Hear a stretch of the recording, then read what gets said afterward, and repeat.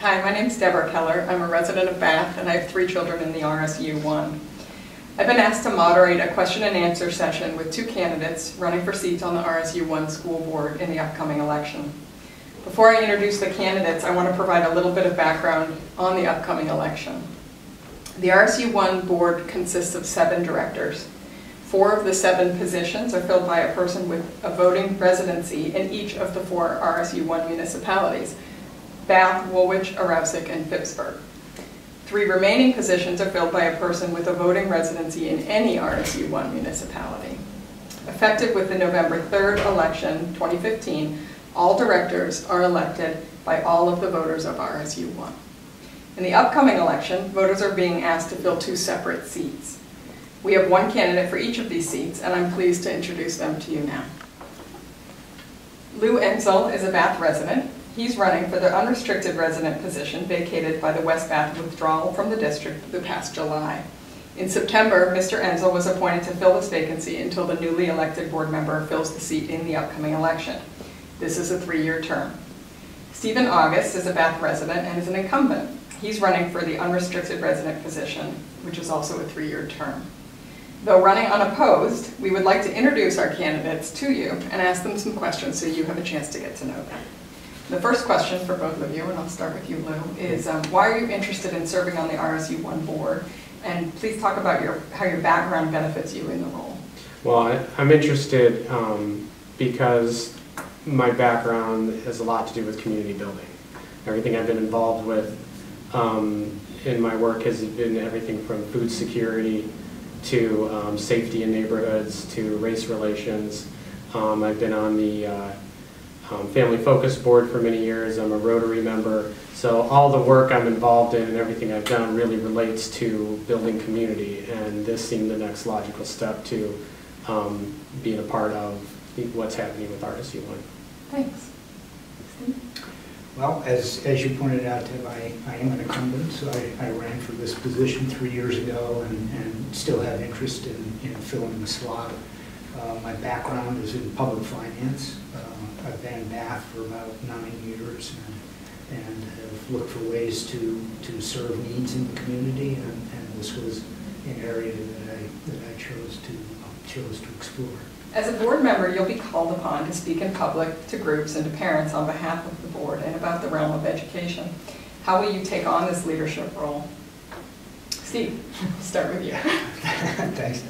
I certainly I feel very strongly about the goals of the RSU and the objectives that we're trying to accomplish with among school board members, and I think communicating that to the public and taking them into the community is a key part of our role, and it's something I'm very comfortable doing. We like to think on the board that we function as a collegial body and representing the views of the board, not personal views, as we go forward.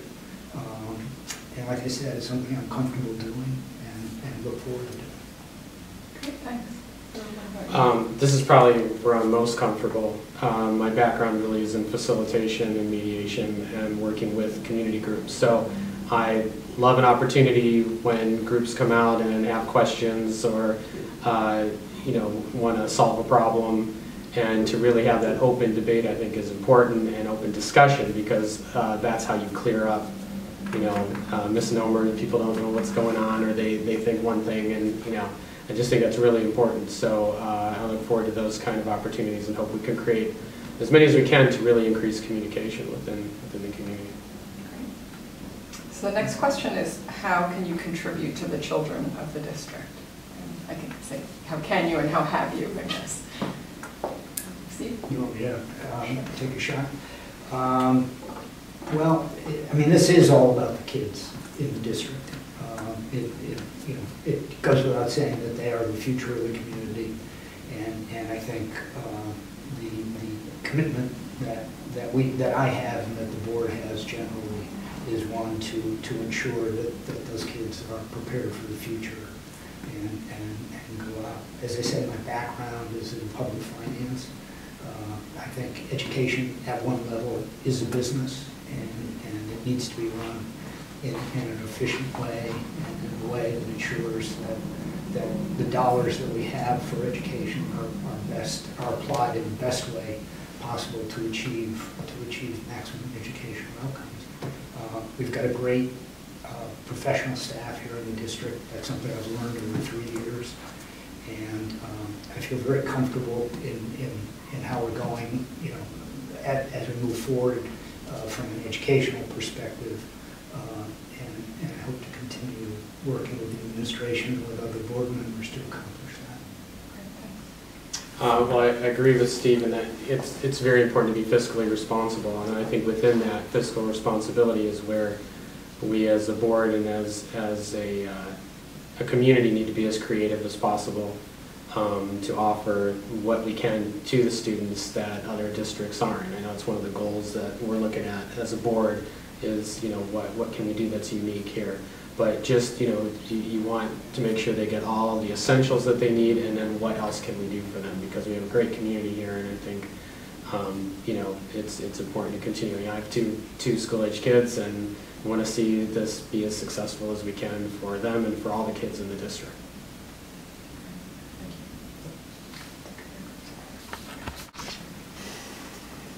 So the next question is, what do you believe are the most pressing issues facing our schools today? I'm going to start with you, Lou.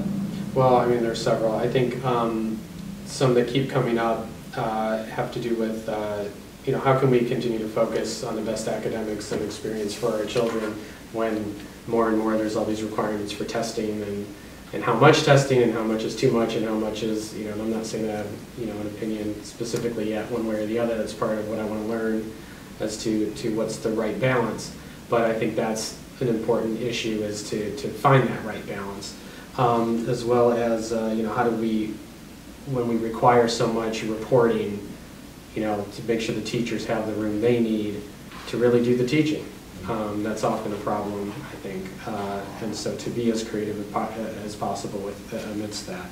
Also, just where we stand as things develop, so either we as a district can weigh in, or understanding, you know, as there are more charter schools, as funding changes with the state, and between, you know, homeschool and charter schools, and where we fall in that mix and how funding is distributed. I think that's certainly a challenge that we face. Thank you. Steve, what about you? Yeah, well, I'll first pick up on what Lou just mentioned regarding charter schools. And although at present the RSU doesn't see a great deal of pressure that way, we still, number of kids who live within the district who choose to attend other schools is still fairly low and manageable. But it is an issue that's out there, and one that we need to address. I feel one way to address that is to enhance, obviously, the things that we can accomplish within the RSU, and so it's less a question of losing kids, more a question of how we retain that excellence within the district. Special education, I think, gets on our list. It is a huge, on my list, it's an enormous cost driver for the RSU and for schools generally. We are committed to meet the needs of all students in the district. That's not the issue at all, but it has become a significant part of our budget in the RSU, and I think any school budget across the state and across the country. And unique to the RSU, we are going to be in the middle of a building project. And so when you say issues, I mean, it's a very positive thing, I think, for the district, and I know I look forward to, and I know members of the board look forward to, and the community should look forward to as well. It's going to be exciting few years as we put plans on the high school together. And it's one that we want to get as much community participation as possible, and it will be an issue. So, thank you. That actually segues great into my next question, which is, can you talk about how you will communicate your work and the work of the school board with your constituents? Sure. Well, I think certainly take the lead from how, on the level of the superintendent with the schools, how, you know, what marketing is going out to let people know what's happening, what, you know, how they're communicating. But as an individual, set up a Facebook page to get people's emails, to send out a quarterly newsletter, especially with a new school. There's going to be so much talk about, well, is this happening? I heard that was happening. And so to be able to have an easy place for people to go to, that I can just say, well, here's, folks, this is the latest, this is what's happening. I think that's really important. So that's some of the, I think, initial things I'd like to do, and then we'll see, what else is necessary. But try to keep things as open and, to keep the communication going as possible. Thanks. Yeah, communication is a concern for the district. I mean, we all talk within our communities, within our neighborhoods, and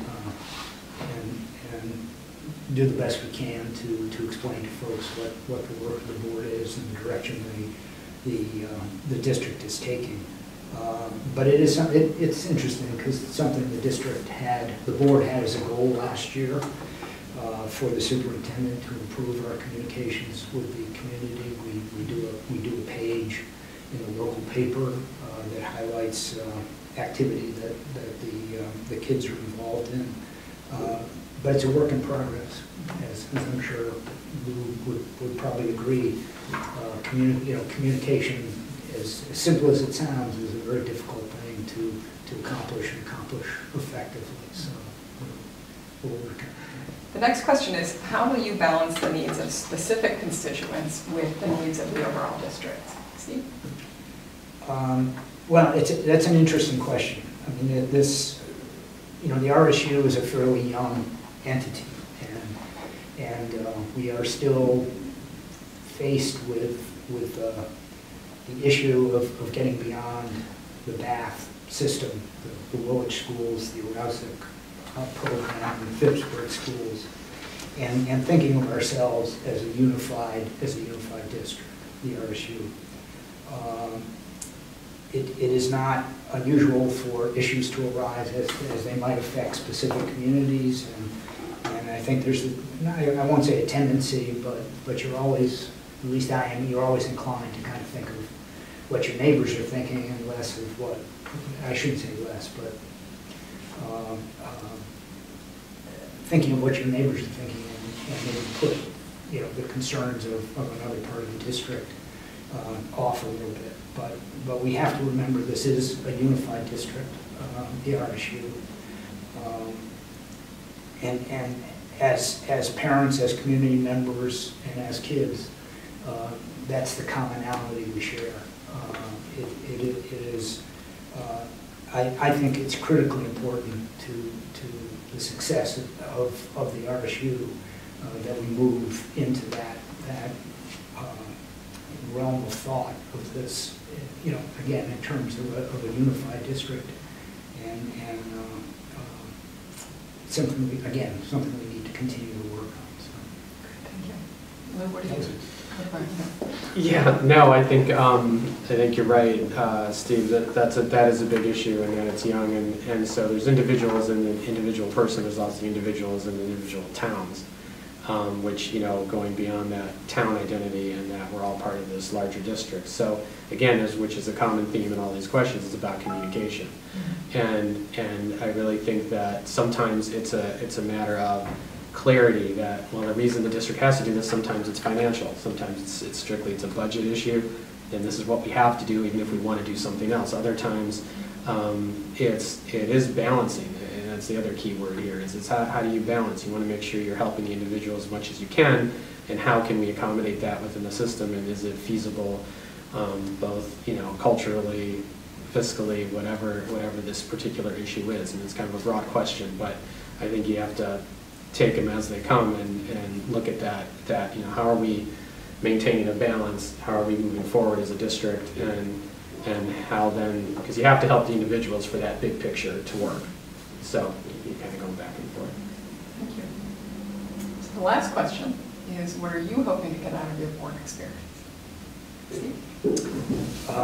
Well, for me, it's an opportunity to give back to the community. Again, I feel I have something to contribute to the community, and this is the way I've chosen. This is the way I've chosen to do it. what do I get out of it? I get a great deal of personal satisfaction. I think working with kids is always brings smile to an adult's face. At least I hope it generally does that. And it is a very worthwhile enterprise. I think we would like to see, at least I would like to see as much attention on these elections as possible. It would be great if we had 5 or 6 people sitting around the table and you know, who thought similarly that they had something to contribute or were willing to do it. So I think we're ended there. Thank you. What about you, Lou? Well, yeah, I think it's always great to be part of something that I feel I can contribute to this larger community effort, and to be a part of it. So I think it's a real honor to be involved in that. I think for me personally, some of what I hope to get out of it is there's a lot of the intricacies, as you know, when we talk about budget, when you talk about the different programs, and you know why we can do this, but why can't we do that? And so I'm really hoping to get out of it is a clarity for myself that I can then express and explain to others. Well, this is why this is happening, or it may seem this way, but here's what, you know, here are the real facts, and let's talk about this, and maybe someone then will say, hey, well, I have a great idea, and maybe there'll be some creative ways to either fundraise or make some things happen. But that's what I'm hoping to get out of it is the intricacies, you know, that are always happening behind the scenes that people don't always see, because they're just, you know, they don't have the time or energy to find out. So, yeah. Thank you both. I encourage everybody to vote November 3rd. Great. And thank you. Thanks. Thanks so much.